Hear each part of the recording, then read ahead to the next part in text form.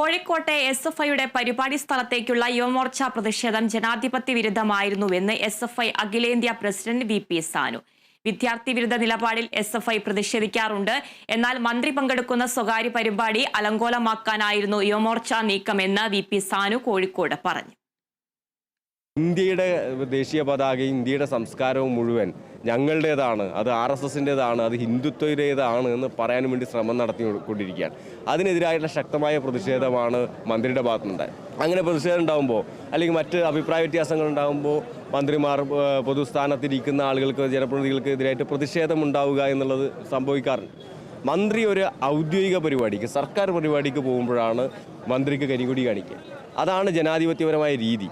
സ്വകാര്യ പരിപാടികളിൽ, സർക്കാരിൻ്റെതല്ലാത്ത പരിപാടികളിൽ പങ്കെടുക്കുമ്പോൾ കരിങ്കൊടി കാണിക്കുക എന്നുള്ളത് അല്ലെങ്കിൽ പ്രതിഷേധം നടത്തുക എന്നുള്ളത് അത് ജനാധിപത്യപരമായ രീതിയല്ല.